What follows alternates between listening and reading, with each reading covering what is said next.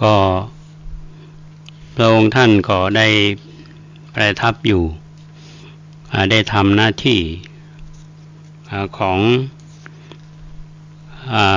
พระองค์ท่านที่อาตมาอู้ไปวันก่อนนี้ว่าเขาเรียกว่าทำพุทธกิจนะทำพุทธกิจนี่ก็คือทำหน้าที่ตั้งแต่เช้านะทำอย่างที่ว่าเช้าทรงบิณฑบาตเย็นไม่ขาดแสดงธรรมสอนพระณยามค่ำกลางคืนพร่ำเทศปัญหาเวลาใกล้รุ่งนี่ท่านผู้ฟังพระองค์ท่านก็จะได้ส่องดูเขาเรียกว่ามีข่ายพยานเหมือนปัจจุบันนี้เราเหมือนกับดูมอนิเตอร์ว่าวันนี้จะมีไผ่มาปรากฏในจอก็นี่พระองค์ก็ทรงทราบว่าจะมีผู้ที่มาปรากฏอยู่ในข่ายพยานของพระองค์เนี่ยก็คือนันโทปนันทะนันโทปนันทะนาคราชเนี่ยก็ถือว่าเป็นผู้ที่มีฤทธิ์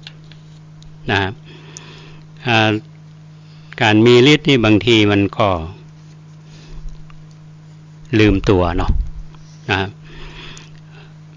ช่วงที่พระพุทธองค์ได้รับอาราธนานิมนต์หมายความว่าตอนนั้นนี่ท่านอนาถปิณฑิกาเศรษฐีเข้าเฝ้าแล้วก็กราบอาราธนาคือพระองค์พร้อมโดยพระสงฆ์เนี่ยจำนวน500รูปเพื่อที่จะไปโปรดเนาะไปโปรดไปเรียกว่าไปบำรุงศรัทธาที่พอรุ่งเจ้าเนี่ยบรรดาพระเจ้าประสงค์ซึ่งเป็นลูกศิษย์ของพระพุทธเจ้าเนี่ยท่านก็ได้พอจะไปในบ้านของท่านอนาถปิณฑิกาเศรษฐีทีนี้ก็ไปก็มีวิธีการคือไปเตือนนี่ไปแบบเหาะเหิน เดินอากาศได้ก็คือเหาะไปพร้อมกับบรรดาพระสาวกปรากฏว่านันโทปนันทะได้หันพระพุทธเจ้าได้เสด็จมาทางอากาศงามประหนึ่งหงส์เหมราชพร้อมโดยบริวารบินผ่านมาในเวหาสแต่ความรู้สึกเขาก็ว่ามันมีความงามแทนที่จะดีใจเนาะชื่นชมในพระบารมีของพระพุทธเจ้ากับเดือดดาลในหัวใจถ้าเป็นภาษาเฮาแกบอกว่าโอ้มันมาเหาะมันตั้งบนหัวเฮานี่มันกิดตินหล่นมาใส่กันถือว่าตัวเองนั้นเป็นผู้ที่มีฤทธิ์คนเฮานี่แปลกนะท่านผู้ฟังสำคัญว่าตัวเก่งสำคัญว่าตัวดีนะแต่จะมีดีหรืออวดหรือไม่นะนี่เขาก็บอกว่าพญานาคราชที่นึกแบบนี้ก็คือเป็นคนจะว่าภาษาบรรเทาก็คือเป็นอันธพาลนะหันมาดีงามนะแต่ว่าจิตพอแนวปฏิบัติจริงๆนี่บ่ได้เลื่อมใสจะเงี้ยจะใดบ่พอใจปรากฏว่าพญานาคราชนี่เอาตัวของแคเรนรวบรัดเขาสุเมนด้วยหางคโนดหางแน่นอนที่เราเคยหันภาพในข้างไอ้ฝาผนังที่ในวัดบางวัดก็มีก็เดือดดาลทีนี้ปกติเนี่ยอากาศจะสดใสนะวันนี้ด้วยมีหมอกควันหมอกมืดไปทั่วหมดอันนี้โดยฤทธิ์ของนันโทปนันทะนาคราชปรากฏว่าหนึ่งในจำนวนของพระที่มากับพระพุทธเจ้ามีท่านรัฐบาลพระรัฐบาลคงนี้ก็คงน่าจะเป็นรูปที่เราได้เคยศึกษาประวัติท่าน ที่ว่าขอบวชพ่อแม่บ่ให้บวชนะในที่สุดนั้นก็คือบวชก็คงจะเป็นพระรูปนี้ก็ได้กราบทูลพระพุทธเจ้าว่าปกติเนี่ยเขาจะหันยอดเขาพระสุเมรุเป็นจะได้วันนี้ถึงมืดพระพุทธเจ้าท่านก็ได้ตรัสกับท่านพระรัฐบาลว่าความมืดที่มันเกิดขึ้นครอบคลุมไปถึงโมดเนี่ยนะมันเกิดจากความอันธพาลของพญานันทปนันทนาคราชคือจริงๆเลยคือบาต้อนรับหมู่เฮาไว้อันเถอะเนาะดูหมิ่นพระตถาคตพอบรรดาพระเจ้าทั้งหลายเนี่ยก็จึงทำลักษณะนี้ทีนี้เมื่อเหตุเกิดอย่างนี้ท่านผู้ฟังพระรัฐบาลในฐานะที่เ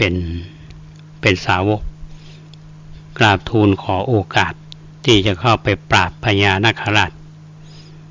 แต่พระพุทธองค์ประสงค์อนุญาตแม้แต่พระรูปอื่นๆที่มานี่ก็อาสาที่จะทำคือไปปราบพยศของพญานาคราชแต่พระองค์ก็ประทานอนุญาตจนมาถึงท่านโมคคัลลานะเข้ามาขอโอกาสว่าจะรับไปที่จะไปทรมานพญานาคราชให้สิ้นฤทธิ์แล้วก็จะพามาเข้าเฝ้าพระพุทธองค์พระพุทธองค์ก็ได้ให้โอกาสท่านมหาโมคคัลลานะเพราะท่านบอกว่าถ้ารูปอื่นๆเนี่ยที่ขออาสาเนี่ยมันบัดใจเป็นวิสัยถ้าภาษาบ้านเฮาก็ฝีมือบ่ถึงเนาะจะว่าไปนะท่านโมคคัลลานะนี่ได้รับการยกย่องได้รับเอตทัคคะจากพระพุทธเจ้าว่าเป็นผู้ที่มีฤทธิ์เรียกว่าแสดงฤทธิ์ครั้งไหนเนี่ยมันคุ้มค่าในครั้งนี้ก็เหมือนกันท่านโมคคัลลานะเนี่ยมีกำลังฤทธิ์ที่สามารถที่จะทำงานนี้ชิ้นนี้สำเร็จได้บรรดาพระสงฆ์พร้อมด้วยกับพระพุทธเจ้าของเฮานั้นก็ไปประทับไปรออยู่ยอดเขาแห่งยอดคอยชื่นชมในการสำแดงอภินิหารทรมานพญานาคราชมาโมคคัลลานะเนี่ยท่านก็เมื่อได้โอกาสก็เนรมิตกายเป็นพญานาคยาวใหญ่กว่าพญานันทนาคราชแถมหนึ่งเต่ารวบรัดเอาพญานันโทปนันทะเนี่ยบีบเข้าไปกับภูเขาพระสุเมรุประหนึ่งว่าคนเฮาเอาเชือกและก็มาขันชะเนาะมาขันลงริมแล้วเอาน้ำมันงาตอกจากน้ำมันงาเนี่ยพญานาคราชดิ้นจะใดก็บ่หลุดที่สุดนี่การบังหวนควันพ่นไฟแหงต่อใดพระเถระก็ทำให้มันยิ่งใหญ่ขนาดนั้นหนึ่งเต่าควันและไฟกลับไปกลับมาพลิกมาโหมเผาพญานาคราชในที่สุดนั่นก็เกิดความเร่าร้อนต้องเปลี่ยนรูปการต่อสู้อย่างปาฏิหาริย์แม้แต่การสำแดงเดชประการใดในที่สุดนี่ก็ต้องพ่ายแพ้แก่ท่านโมคคัลลานะจะมาไม้ไหนก็ปราบได้หมดสุดท้ายเมื่อยอมแล้วเนี่ยก็แปลงกายมาเป็นกุมารละอ่อนน้อยเนาะมาหาพระเถระแสดงความเคารพนอบน้อมเหมือนกับเป็นลูกศิษย์บอกขอต่อฤทธิ์ต่อกรกับท่านแล้วก็กล่าวสรรเสริญว่าพระเถระนี้มีอิทธิปาฏิหาริย์ท่านโมคคัลลานะก็จึงได้กับกุมารน้อยเนี่ยจริงๆก็คือพญานาคราชนันโทปนันทะคืออันนี้แค่ถ้าภาษาบ้านเฮาคือว่ากิตตี้ที่แสดงเนี่ยมันแค่เบาๆนะหรือว่าจิบอยู่อันนี้ก็ระดับของลูกศิษย์นะถ้าพระพุทธเจ้านี่จะระดับไหนในที่สุดนันโทปนันทะเนี่ยพอทราบอย่างนี้ ก็มีใจยินดีชื่นชมในพระพุทธเจ้าเป็นอย่างยิ่งแล้วพระเถระก็ปากุมารน้อยเนี่ยก็คือญาณคราชนี่ไปเฝ้าพระพุทธเจ้าพระพุทธองค์ก็ได้ทรงตรัสกับพญานาคราชว่าบรรดาสัมพสัตว์ทั้งหลายนี่ที่เกิดมาทุกคนนี่ก็หาความสุขมาต้องการความทุกข์และไผมาเบียดเบียนนี่ก็เดือดร้อนนี่มันก็ไม่ดีนะเพิ่นก็โน้มน้าวนันโทปนันทะเนี่ยแล้วก็เริ่มสั่งสอนว่าพอมีความสำรวมมีสติระวังแล้วก็อย่าเกิดผิดพลาดต่อไปแถมในอนาคตนันโทปนันทะนาคราชเนี่ยปกติมันมีไฟสู้กันอยู่แล้วนะมันมีไฟสู้ทีนี้พอได้ฟังพระดำรัสของพระพุทธเจ้าแล้วก็มีความเลื่อมใสศรัทธาในที่สุดนั้นท่านขอแสดงธรรมให้กับนันโทปนันทะนาคราชก็ในที่สุดนั้นท่านก็เข้ามาสมาทานถึงพระรัตนตรัยและสมาทานศีลเนาะว่าถึงกับบวชแต่ว่ามีความเลื่อมใสพระพุทธเจ้าเฮาทำให้นันโทปนันทะนาคราชเนี่ยเกิดศรัทธามีความเชื่อมั่นมั่นคงในพระรัตนตรัยแล้วพระองค์ท่านก็ได้เสด็จหมวดนี้คือเหาะไปพร้อมกับบรรดาพระสงฆ์จำนวน500รูปก็ไปถึงบ้านของท่านเศรษฐีอนาถปิณฑิกะแล้วก็เสด็จเข้าไปท่านเศรษฐีท่านได้เตรียมสถานที่ไปเรียบร้อยก็สังเกตว่าจริงๆแล้วพระพุทธองค์และพร้อมกับบรรดาพระสาวกเนี่ยเหาะมาเป็นจะใดถึงช้าพระพุทธองค์ก็ได้ตรัสสาเหตุของความล่าช้านั้นว่าก็มอบหน้าที่ให้กับนันโทกับท่านโมคคัลลานะทำสงครามกับนันทนาคราชจนพญานาคนี่แพ้ราบคาบเมื่ออยู่ในโอวาทแล้วก็ได้กลับมาเพราะฉะนั้นท่านเศรษฐีนี่เกิดพอได้ยินนี่ก็เกิดมุทิตาคือยินดีน้อมถวายทายทานเป็นการฉลองชัยชนะที่พระพุทธเจ้าได้ชนะนันโทปนันทนาคราชฉลอง7 วันท่านผู้ฟังอันนี้คือความปีติยินดีเหมือนกับหมู่เฮาที่เป็นชาวพุทธมั่นคงในพระรัตนตรัยเมื่อได้ยินอย่างที่เป็นสิ่งที่ดีแก่พระศาสนาแก่วงการชาวพุทธเฮาก็จะยินดีนะเพราะฉะนั้นเรื่องของนันโทปนันทนาคราชเนี่ยที่พระองค์ท่านได้ชนะด้วยความสมบูรณ์เรียกว่าใช้ธรรมวิเศษก็ไม่ได้ใช้อาวุธอย่างไม่ใช้รถถังไม่ใช้เครื่องบินการปราบโคนลักษณะนี้ก็เอาบารมีเข้ามาสู้ในที่สุดนั้นนันโทปนันทนาคราชก็มีความเลื่อมใสในองค์สมเด็จพระสัมมาสัมพุทธเจ้าพร้อมบรรดาพระสาวกทั้งหลายเนี่ยท่านผู้ฟังเขาจะหันได้ว่าในคาถานี้ประเด็นมันอยู่ที่ว่าบอกว่าจะเป็นคนบอกว่าจะเป็นนาคเนี่ยเป็นสัตว์เดรัจฉานแต่ว่าก็ยังถือดีมีฤทธิ์ก็เมื่อหลายคนก็อาจจะอารมณ์ลืมตัวให้ว่ามีอิทธิพลเนาะอย่าคิดว่าตัวเขานี่มี power อาจจะดูถูกกลุ่มนั้นกลุ่มนี้เป็นการวิธีคิดผิดเพราะฉะนั้นในคาถาเนี่ยคาถาที่เราสวดกันนันโทปนันทะพุชขังวิพุทังมหิทธิงปุตเตนะเทระพุชเคนะธรรมาปยันโต อิทธุปเทสะวิธินาชิตวามุนินโทตันเตยสาภาวะตุเตชยมังคลานิในคาถานี้เราจะหันมีคำหนึ่งที่ว่าปุตเตนะเถระพุชเคนะเนี่ยในที่นี้หมายถึงไผ่ท่านผู้ฟังหมายถึงท่านโมคคัลลานะที่ทรมานพญานาคราชเวลาพระสงฆ์ทำดีเนี่ย พระพุทธเจ้าท่านจะใช้เวลาเราแปลหนังสือเนี่ยใช้คำว่ามะมะปุตโตบุตรของเราหรือที่เราได้ยินตัวเจ้าเพิ่นปั่นปอนแบบเป็นลูกศิษย์แห่งพระสรีสัมมาสัมพุทธเจ้ามะมะปุตโตเป็นบุตรของเราเป็นบุตรของฉันชื่นชมก็เลยว่าคือพูดในเชิงของพลังบวกเพราะฉะนั้นเรื่องนี้อาตมาได้มองว่าถ้าหากคาถาเนี่ยเราได้รับการสวดแล้วได้ศึกษาทำความเข้าใจ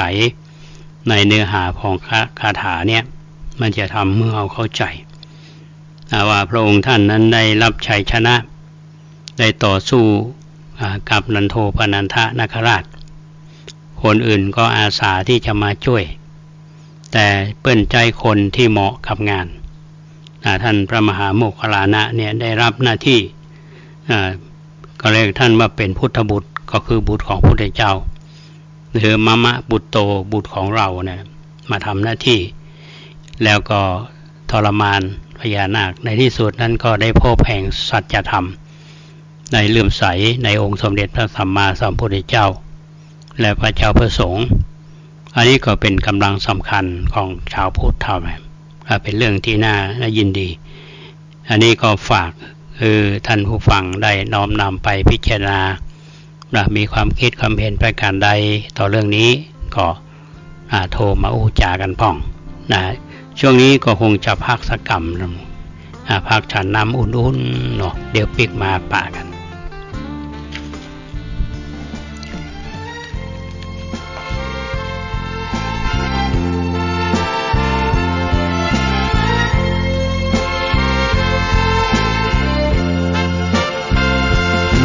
ความเคารพ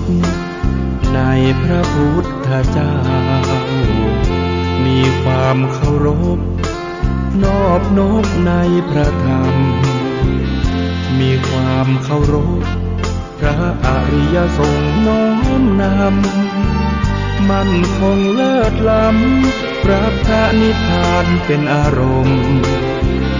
สิ่งที่ทำนั้นไม่หวังผลคืนกลับชื่อเสียงไม่รับไม่หวังทรัพย์เชยชมไม่ลัดทางเลี้ยวทำดีอย่างที่เหมาะสมรู้สึกอารมณ์เพียงเพื่อพระนิพพานลักษณะของพระโสดาบันรู้ไว้แบ่งปันประดับความรู้ทุกท่านบุญบารมีชาติใหม่พระโสดาบันคอยคำขีดคันไม่มีตกต่ำลงมาเกิดเป็นมนุษย์ก็ได้บุญมาเกิดเป็นพรหมประเสริฐและเป็นเทวดาอย่างละ7 ชาติครบถ้วนแล้วตามนั้นนาแล้วก็ต่อมาถึงอรหัตผล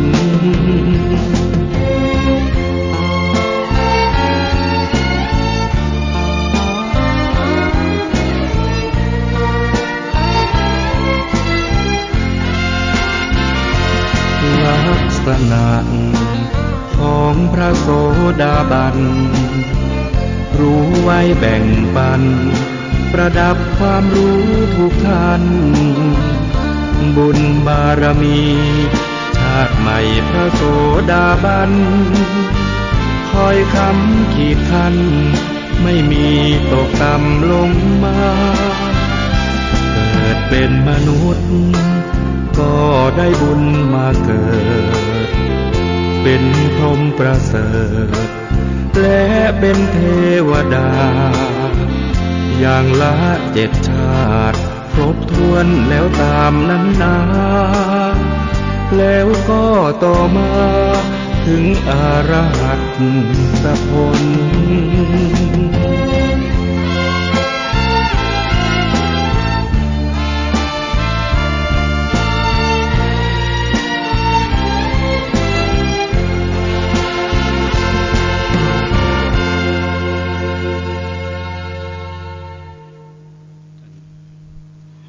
ผู้ฟังทุกท่านก็เข้ามาปะกันในช่วงที่2ของรายการเนาะหลังจากที่ช่วงแรกนั้นก็ฟังเรื่องนันโทปนันทะนาคราชเป็นเรื่องราวที่อยู่ในคาถาพาหุงก็เป็นเรื่องที่พระพุทธเจ้าได้ชนะต่อนันโทปนันทนาคราชมีตัวช่วยนะก็คือท่านมหาโมคคัลลานะผู้ได้รับยกย่องว่าเป็นผู้ที่มีฤทธิ์ทำหน้าที่สำเร็จละส่วนเรื่องต่อไปเรื่องที่8เนาะมันเป็นคาถาก็คอยติดตามในวันพรุ่งนี้ถ้าสถานการณ์ยังอยู่ปกตินะฟังต่อได้ทีนี้ช่วงที่2รายการนี้ก็ขอให้เป็นข่าวของคณะสงฆ์ก็เป็นข่าวสารเนาะข่าวกิจกรรมนะก็ต้องขออนุโมทนากับแหล่งข่าวที่คือมาอย่างจะมาอู้ในตอนต้นรายการละวิทยุFM 92.25 เมกะเฮิรตซ์เนี่ยที่วัดประแดงตั้งขึ้นมาก็เพื่อที่จะเป็นช่องทางหนึ่งติดต่อกับพี่น้องท่านผู้ฟังที่รับฟังอาจจะอยู่ในเชียงใหม่เขาก็ดีในละปูนก็ดีหรือท่านที่ได้ติดตามทางออนไลน์นะก็ได้ทราบข่าวก็ต้องขออนุโมทนาท่านที่ติดตามรายการอยู่ในขณะนี้นะเมื่อวันที่ที่ผ่านมาเนี่ยท่านผู้ฟังที่วัดป่าแดงก็ทางคณะกรรมการขับเคลื่อนก็เรียกว่ากรรมการขับเคลื่อนเมืองเชียงใหม่สู่มรดกโลกทางวัฒนธรรมของยูเนสโกเพิ่นก็มาประชุมที่วัดประแดงเขามีโอกาสได้ต้อนรับท่าน รองผู้ว่าราชการจังหวัดเชียงใหม่คือท่านวี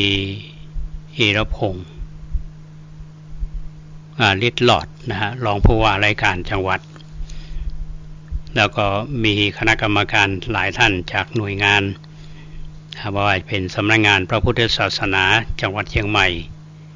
หน่วยศิลปากรที่7นะแล้วก็ท่านอื่นๆนะมาประชุมกันก็สืบเนื่องมาจากว่าทางคณะกรรมการเนี่ยก็ได้เสนอวัดเนาะที่อยู่ในเชียงใหม่เขาเนี่ย8วัดเพื่อที่จะรวบรวมเอกสารส่งไปยังกระทรวงซึ่งรัฐบาลก็ดูแลเรื่องนี้อยู่ก็คงจะได้นำเสนอก็มาประชุมร่วมกันครับคณะกรรมการวัดผู้นำชุมชนวันนั้นก็มีกำนันตำบลสุเทพผู้ใหญ่บ้าน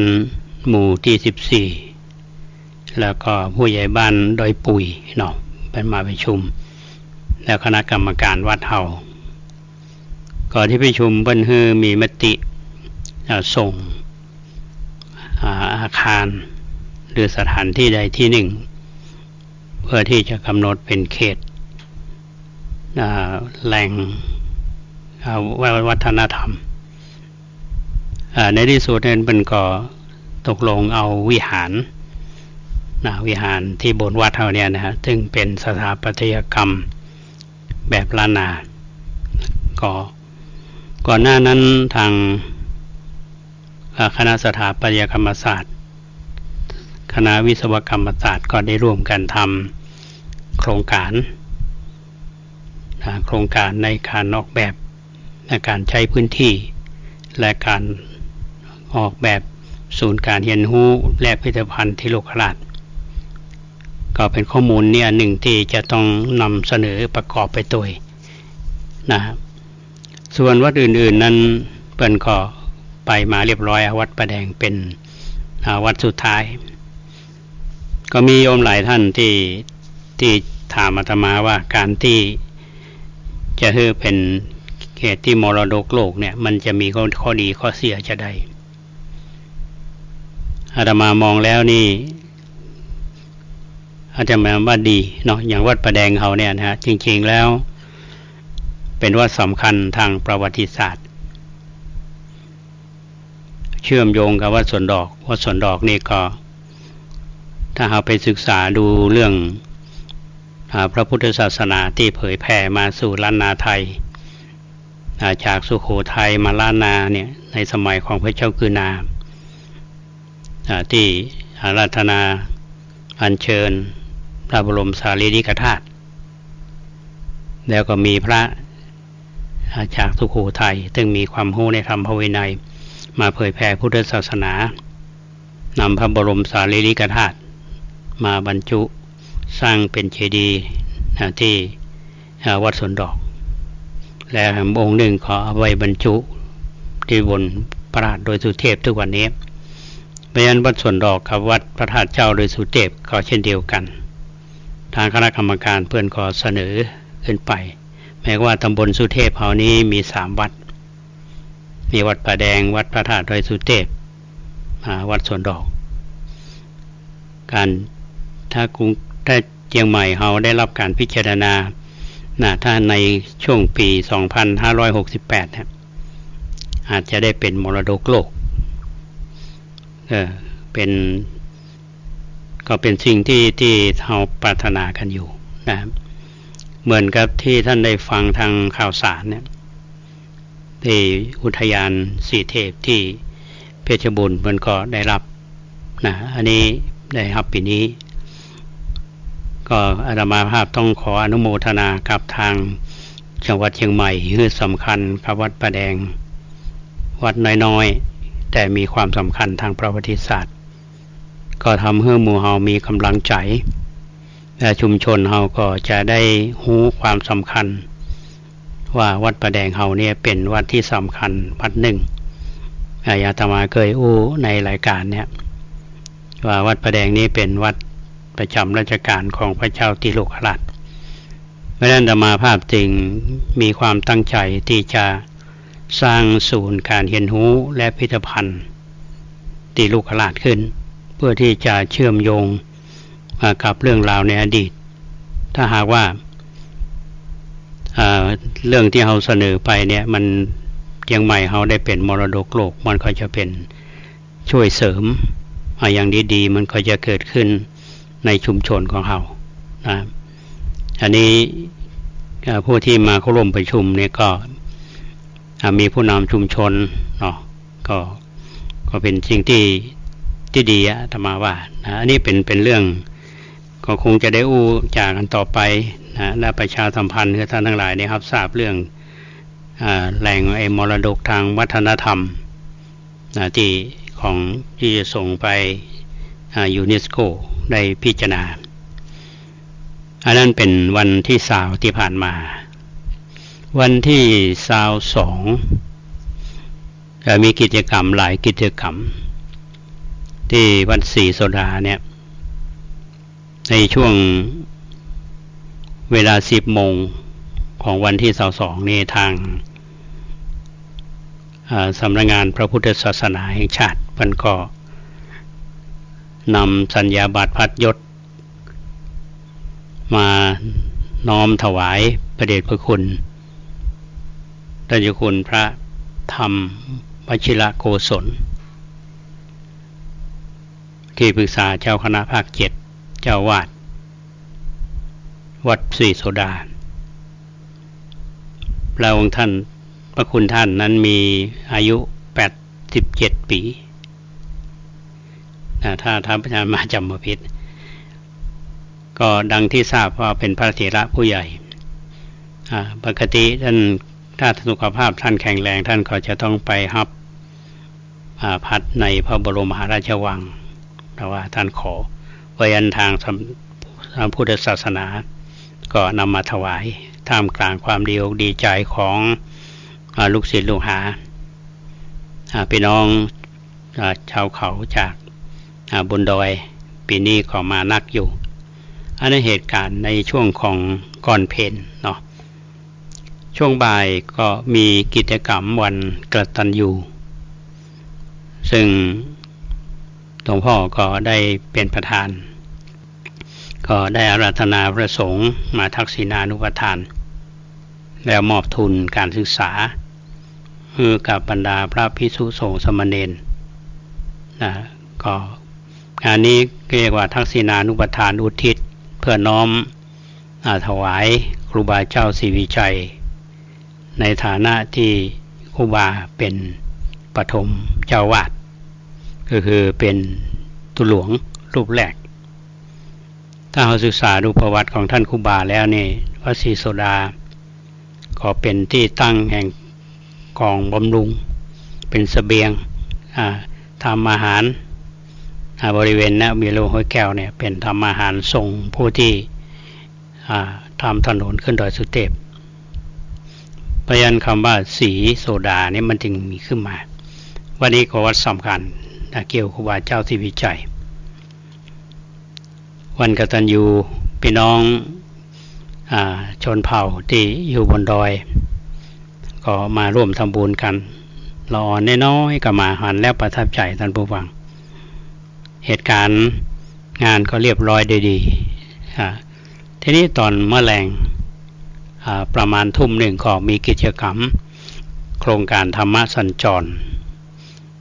ของคณะสงฆ์ตำบลสุเทพเขต1เขต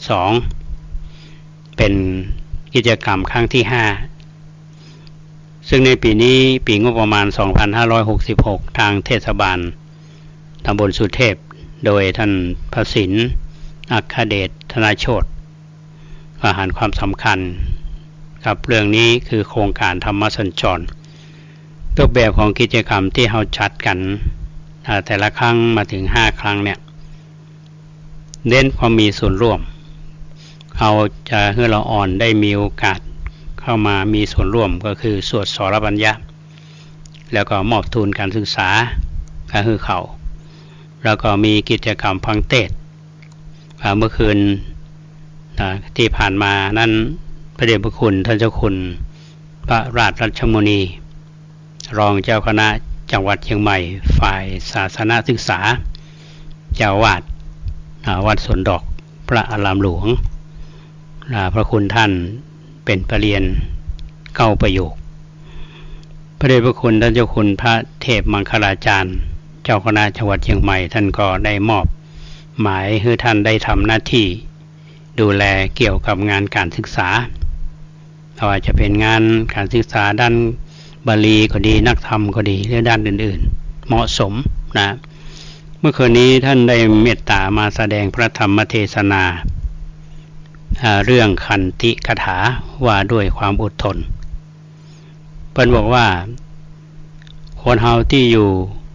ในโลกใบนี้บอกว่าจะเป็นทุเจ้าบอกว่าจะเป็นฆราวาสญาติโยมมันต้องมีปัญหาอุปสรรคแต่การจะแก้ปัญหาอุปสรรคหรือปั้มเปงบารมีเนี่ยมันก็สามารถที่จะทำได้และคนมีบารมีนี่ไม่ใช่ว่าสร้างวัน2วันสร้างบารมีต้องสร้างด้วยตนเองและเน้นทำงานเพื่อผู้อื่นมากไม่ใช่ว่าทำงานเพื่อตัวเองเรามีทรัพย์สมบัติเป็นของตัวเองนี่หมายความว่าเป็นคนบารมีนัก อาจจะท่านบอกว่าครับซึ่งวันนี้เราอาจจะใช้คำว่าบารมีไปทางที่เรียกมันเหมือนกับว่าเป็นเจ้าพ่ออะไรพันนั้นคือในทางที่บ่ถูกเพราะว่าบารมีนี่มันสังสมมาแล้วก็เน้นการทำงานเพื่อส่วนรวมเป็นส่วนใหญ่นั่นก็ได้ยกอย่างตัวอย่างท่านครูบาเจ้าศรีวิชัยเฮาว่าเป็นผู้ที่มีความอดทนท่านผู้ฟังลองนึกดูนะเรื่องของครูบาเนี่ยเราจะได้เรียนรู้ว่าชีวิตจริงของท่านการปฏิบัติตัวของท่านและกว่าท่านจะได้ทำงานชิ้นสำคัญได้มันอยู่ตรงที่ว่าสร้างวัดแล้วก็ไปนะท่านพอลองนึกดูเนาะมันแปลงวิหารหลวงวัดสวนดอกเปิ้นก็เป็นเจ้าวาดเนี่ยไปแปลงแล้วก็ไปอย่างวัดประแดงเนี่ยถ้ามาไปดูประวัติท่านนี่เป็นว่าตอนที่เป็นธรรมยาตราที่จะไปพะเยาเนี่ยเปิ้นเข้ามาวัดประแดงเขาเหมือนกันรู้สึกจะอยู่หลายวันอยู่ 4-5 วันทำกิจกรรมคนก็มาทำบุญท่านเข้ามาบูรณะหอธรรมที่วัดประแดงนะแต่ที่อื่นก็เหมือนกันหมายความว่าไปแต่ละจุดนี่ไปทำบุญนี่ได้เงินได้ทองเท่าใดสร้างตรงนั้นบ่เอาเงินไปตัวนะแล้วเปิ้นก็สมัยนั้นมีเงินทอนวัดเนี่ยเพราะถือว่าความบริสุทธิ์มีบาทใบเดียวเนี่ยต่างพระเดชพระคุณท่านเจ้าคุณพระราชรัชมุนีท่านก็บอกว่าครูบาเนี่ยก็ประสบปัญหามากมายแต่ว่าท่านก็สร้างบารมีอันนี้เป็นเรื่องที่ท่านเมื่อถึงคืนนี้ถ้ามาก็หันตัวอยู่นะแล้วท่านบอกว่าความอดทนของคนนี้เหมือนเปิ้นสรุปเมื่อฟังเมื่อคืนนะว่าอดทนต่อตัวเฮาเนี่ยจะแย่ยั้งเฮาก็ต้องอดทนถ้าบ่สู้ใจบ่สู้เนี่ยคนขี้แคะเนี่ยอย่างก็บ่สำเร็จนะต้องอดทนอย่างเดียวแน่นอนเนาะตัวหลวงก็ต้องอดทน อดทนหมดทีนี้ต่อไปก็อดทนเรื่องของธรรมชาติฝนตกนักร้อนกาหนาวกาบ่สะดวกบ่สบายด้วยประการทั้งปวงเกี่ยวกับเรื่องของสภาพของธรรมชาติฝนตกนักลงไปกระจมม่วนเนาะฝนมาตกมาก็ไปแห่นางแมว7สวดมนต์7คาถาปาจ้อนคือฝนตกมาเป็นความเชื่อจริงๆแล้วมันเป็นความกระทบในสิ่งแวดล้อมด้วยฝีมือมนุษย์แหละตอนนี้เราก็ต้องอดทนแล้วก็จะต้องอดทนแถมต่อตัวบุคคลหมายความว่าคนเราจะอยู่ที่ไหนแต่คิดมันเหมือนกันคิดต่างมันต่างกันอยู่วัดก็เหมือนกันทุกวังตัวหลวงว่าคิดแบบอย่างเนาะในฐานะนักบริหารพระน้อยก็คิดแบบอย่างพระน้อยก็บอกต้องค่ายเงี่ยการอย่างบริเวณตึงวันเนี้ยบอกว่าจะคนวัดบอกว่าคนบ้านนะโลกโซเชียลมาแย่งเวลาไปถ้าก็อยู่ทำงานในชุมชนก็ดีในที่ไหนก็ดีปัญหาเรื่องคนมันมีอยู่แล้วท่านบอกว่าต้องอดทนต้องงานหนึ่งจะสำเร็จประการสุดท้ายนั่นก็คือต้องอดทนอย่างยิ่งต่อกรรมคนว่าเนี่ยดีเขาก็ว่าเนาะอย่างตุหลวงอยู่ในวัดเนี่ยท่านผู้ฟังมันแย่ยั้งเขาก็ว่าเนาะคนรับพืชกินก็นอนนะตัวเจ้าเขายกย่อง เขาว่าตัวเจ้ามันแย่ยั้งเนี่ยแล้วเวลาแปลงเดี๋ยวสร้างหันสร้างนี้เขาว่ามละอย่างพระลำเหลือชาวบ้านเดือดร้อนมีกระสร้างอย่างเงี้ยก็อะไรมีอยู่ประเภทเนี้ยแต่ที่คนเข้าใจก็มีเพราะฉะนั้นท่านบอกว่าคนจะต้องอดทนในเรื่องของกรรมเนี่ย เพราะฉะนั้นการชื่นชมก็ดีการวิพากษ์วิจารณ์ก็ดีมันเป็นเรื่องธรรมดาท่านบอกว่าทั้งหมดเนี่ยจะมีความอดทนและต้องประกอบไปด้วยเมตตาท่านว่าอย่างนั้นมันต้องควบคู่กันไปอาตมาสรุปให้ท่านหลายฟังที่จริงถ้าท่านฟังทางวิทยุเนี่ยก็ท่านพระครูสมุวิศวัตรวรกิจโจท่านเมตตาถ่ายทอด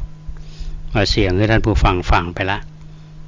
สัตว์จริงๆแล้วก็ไปเปิดไปว่าได้ดูก็ไปเปิดได้ด้วยอาจจะมีใน YouTube ที่ท่านลงไว้อ่านนะอันนี้เป็นเรื่องที่ผ่านกิจกรรมเนี่ยนะกิจกรรมธรรมสัญจรอาตมาในฐานะที่เอาอยู่ตำบลสุเทพมาเมินเนาะแล้วก็ร่วมงานกับทางคณะสงฆ์ร่วมงานกับทางเทศบาลอันนี้เป็นเรื่องที่ดีนะเพราะฉะนั้นโครงการธรรมสัญจร5เตื้อในปีงบประมาณนี้ก็เสร็จสับเรียบร้อยแล้วแล้วคณะสงฆ์เราก็คงจะได้ประชุมสักวันหนึ่งเพื่อสรุปผลงานสรุปงานแล้วก็จะได้พิจารณาถึงกิจกรรมที่จะเกิดขึ้นในตำบลสุเทพเราต้องเน้นความมีส่วนร่วมนะอันนี้เป็นกิจกรรมที่ทางคณะสงฆ์ท่านได้ทำและในฐานะที่อาตมาเป็นเจ้าคณะตำบลสุเทพเขต1ท่านพระครูธีระสุตพจน์ก็เป็นเจ้าคณะตำบลสุเทพเขต2แปลกนะ2องค์เนี่ยอย่างอาตมาเนี่ยอยู่เขต2วัดประแดงนี่อยู่เขต2ก็อยู่ภายใต้บังคับบัญชาของพระครูธีระสุตพจน์แต่อาตมานี่อยู่เขต2เป็นเจ้าคณะตำบลสุเทพเขต1ก็ไปปกครองวัดผาลาดเพราะฉะนั้น2ตำบลเนี่ยเรามีกิจกรรมเนี่ยเราจะทำงานร่วมกันนะพระเราร่วมกับชุมชนร่วมกับทางองค์กรปกครองส่วนท้องถิ่นและทำงานก็ไม่ได้มีปัญหาอย่างกับดีอันนี้ก็หวังจะไปว่าปีงบประมาณหน้าทางเทศบาลตำบลสุเทพก็คงจะได้อุดหนุนโครงการธรรมสัญจรและก็โครงการวิปัสสนาสัญจรซึ่งเป็นแนวคิดของท่านเจ้าคุณภาวนาธรรมาภิรัตน์เจ้าคณะอำเภอเมืองเชียงใหม่วัดลำเปิงนะท่านให้เหตุผลว่าท่านเป็นเจ้าคณะอำเภอปกตินั้นตามระเบียบมติมหาเถรสมาคมเนี่ยจะต้องไปออกเยี่ยมแต่ว่าท่าน24ชั่วโมงเนี่ยท่านต้องดูแลสอนท่านกรรมฐานเนี่ยท่านก็พยายามจะเจียดเอาเวลาเนี่ยมาโดยที่นำโยคีนำผู้ปฏิบัติเนี่ยไปตามวัดต่างๆถือว่าไปเยี่ยมวัดวิธีการเยี่ยมคือเอาแนวของการปฏิบัติกรรมฐานไปให้พี่น้องเฮาที่อยู่ตามจุดนั้นๆอันนี้เป็นนโยบายของท่านเจ้าคณะอำเภอเมืองรูปใหม่อาตมาก็ว่ามันสอดคล้องกับนโยบายของทางคณะสงฆ์เฮาอันนี้เป็นเรื่องที่เป็นความคาดหวังนะพี่น้องท่านสาธุชนทุกท่านวัดป่าแดงของเฮาก็มีญาติโยมมาสอบถามเนาะเรื่องของการก่อสร้างก็คือการสร้างศูนย์การเรียนรู้และพิพิธภัณฑ์ที่โลกลาดซึ่งเขาได้วางศิลาฤกษ์ไปเมื่อวันที่6มีนาคม2566ที่ผ่านมาแต่ตอนนี้ก็ผ่านมาหลายเดือนนักแก่ละก็รอทางที่คณะวิศวกรรมศาสตร์แล้วก็คณะสถาปัตยกรรมศาสตร์เป็นกำลังออกแบบศูนย์การเรียนรู้นี้เมื่อออกแบบเสร็จมีการรับรองแบบมาโดยวิศวกรถูกต้องทางคณะสงฆ์อาตมาภาพก็ต้องขออนุญาตทางฝ่ายคณะสงฆ์ตามขั้นตอนคือถูกต้องถึงจะดำเนินการก่อสร้างได้อันนี้เป็นขั้นตอนของการทำงานว่าจะเชื่อมโยงไปถึงกิจกรรมมาหนึ่งท่านผู้ฟังปีนี้เป็นที่น่ายินดี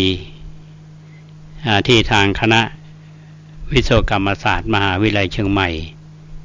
โดยท่านรองศาสตราจารย์ดร.ธงชัยฟองสมุทรท่านคณบดีท่านมีนโยบายที่จะสนับสนุนกิจกรรมของวัดประแดงมาท่านคณบดีทุกๆท่านที่ผ่านมาเนี่ยก็ได้ช่วยวัดประแดงเอามาและท่านก็ช่วยนะบอกว่าจะเป็นผู้บริหารทุกท่านไม่ว่าจะเป็นทางคณะนักศึกษาเนี่ยก็มันจะมาทำกิจกรรมปีนี้ท่านรองศาสตราจารย์ดร.ธงชัยฟองสมุทรท่านจะเป็นประธานในการทำบุญกฐินสามัคคีหมายความว่าผู้ที่เป็นประธานก็คือทางคณะวิศวกรรมศาสตร์แล้วพี่น้องศรัทธาเฮาที่เคยเป็นกรรมการร่วมแต่ละสายเนี่ยก็จะได้มาเป็นรองประธานแต่ละสายเนี่ยก็จะมีกรรมการเนาะแล้วก็ร่วมกันทอดกฐินซึ่งทางคณะวิศวกรรมศาสตร์ท่านกำหนดวันธรรมดาเป็นวันพฤหัสบดีที่2เดือนพฤศจิกายนก็เวลาประมาณ 9:39 นาทีก็จะทำพิธีทอดรายละเอียดต่างๆนั่นก็คงฟังจากสถานีเฮาอันนี้ก็เป็นการแจ้งให้บรรดาพี่น้องท่านผู้ฟังได้รับทราบหรือท่านใดที่จะร่วมมาบุญกันมาเป็นรองประธานมาเป็นเลขาหรือหน่วยงานที่ได้ประสานเอาไว้เพราะฉะนั้นทุนที่เราได้นั้นก็คือจะนำไปก่อสร้างศูนย์การเรียนรู้และพิพิธภัณฑ์ที่โลกราชที่เราจะสร้างอันนี้เป็นเรื่องที่ท่านทั้งหลายทราบกันอยู่กันดีที่มีกิจกรรมมันหนึ่งท่านผู้ฟังจะวันก่อนที่อาตมาไปอำเภอลีเนาะก็ไปร่วมงานทำบุญอายุวัฒนมงคลครบ77 ปีของท่านพระครูอินทวุฒิคุณเจ้าคณะอำเภอลีท่านพระครูท่านมีลูกศิษย์อยู่ทำที่อยู่กรุงเทพมีรูปหนึ่งเป็นเนนน้อยท่านผู้ฟังอาตมาจำได้ตอนนี้ท่านเป็นผู้ช่วยเจ้าวาดวัดวชิรธรรมสาธิตเคยอยู่ที่วัดบ้านขางเป็นลูกศิษย์ของท่านพระครูอินทวุฒิคุณแล้วก็ในเรียนหนังสือโรงเรียนพระปริยติธรรมวัดปงคำจบระดับม.ของโรงเรียนเรียบร้อยแล้วก็เข้ากรุงเทพก็ไปอยู่ที่วัดทุ่งสาธิตได้ศึกษาเรียนรู้สูงขึ้นไปตั้งแต่ปริญญาตรีปริญญาโทปริญญาเอกแล้วก็มานึกถึงสถาบันที่ตัวเก่าได้อยู่เป็นเน้นน้อยเรียนหนังสือพอมีความพร้อมแล้วก็แบ่งปันท่านก็ทางโรงเรียนพระปริยติธรรมวัดพระธาตุท่าหลวงก็จะได้ทำบุญทอดพระป่าแล้วก็ทำบุญอายุถวายท่านในวันที่28เดือนกันยายน 2566 ที่จะถึงนี้เวลาประมาณ 9 โมงอาตมาในฐานะที่เป็นลูกศิษย์ของท่านพระครูอินทวุฒิคุณท่านเป็นเจ้าคณะอำเภอเป็นผู้จัดการโรงเรียนแล้วก็เป็นก็เรียกว่าเป็นศิษย์รุ่นพี่ของท่านพระครูภาวนาสังวรกิจก็ต้องไปร่วมงานงานนี้เพราะฉะนั้นวันที่28เนี่ยธรรมาภาพก็ไปอำเภอลีเนาะไปมันในช่วงนี้นะอันนี้ก็เป็นเรื่องที่ยินดีนะเพราะว่าโรงเรียนขาดอุปกรณ์ทางการศึกษาก็ท่านก็จะได้มอบคอมพิวเตอร์ก็ประมาณ20 เครื่องแล้วก็มอบทุนการศึกษาให้กับนักเรียนทุกรูปแล้วก็มอบทุนสนับสนุนให้กับงานอย่างอื่นกิจกรรมอย่างกู้ภัยก็ดีไงนะก็ซึ่งอยู่ในความดูแลของท่านพระครูอินทวุฒิคุณอันนี้ก็อนุโมทนากับท่านพระครูภาวนาสังวรกิจผู้ช่วยเจ้าวาดวัดทุ่งสาธิตเขตพระโขนงและท่านก็ถือว่าเป็น ลูกศิษย์ของท่านพระครูมีความใฝ่หูใฝ่เฮียนและทำงานท่านก็สำเร็จการศึกษาปริญญาเอกจากมหาวิทยาลัยมหาจุฬาลงกรณราชวิทยาลัยก็เป็นครูบาอาจารย์อันนี้เป็นเรื่องที่นำมาอู้เพราะว่าควรแก่การยกย่องอย่างยิ่งในคนที่มากตัญญูกตเวทีต่อโรงเรียนต่อครูบาอาจารย์ต่อบ้านเกิดเมืองนอนของถูกเขาอันนี้ก็ต้องขออนุโมทนาสำหรับพี่น้องท่านสาธุชนที่ติดตามรับฟังรายการของสถานีวิทยุสาธารณะคลื่นพัฒนาคุณภาพชีวิตเนี่ย FM 92เขาช่วงนี้ก็มีต้องปรับปรุงอะไรอย่างนิดหน่อยหลายๆเรื่องนะแต่ว่าก็บอกเป็นปัญหาแก่การกรองอากาศนี่ก็ต้องขอบคุณผู้ที่ดูแลอยู่คุณเกษตรเพชรสำริดที่จะมาเกือบทุกวันแล้วมีอย่างก็ไปรายงานแล้วก็ดำเนินการเพื่อที่จะให้ท่านผู้ฟังเนี่ยได้ติดตามรับฟังรายการของสถานีเฮาในฐานะที่อาตมาภาพเป็นผู้อำนวยการสถานีแล้วก็เป็นเจ้าวาดมองประโยชน์ที่จะได้กับท่านผู้ฟังอย่างเราตื่นเช้ามาเราได้ฟังตุลุงวัดหนองตองเทปที่ตุลุงเปิ้นออกเขาก็นำมาออกอากาศหลายๆรอบบางทีเจ้าตัวเปิ้นไม่ได้ยินยังงงหรือว่าเดี๋ยวก็ออกคืนนั้นเดี๋ยวออกคืนนี้นี่คือนโยบายของสถานีเราเปิดโอกาสให้กับบรรดาครูบาอาจารย์ได้เผยแพร่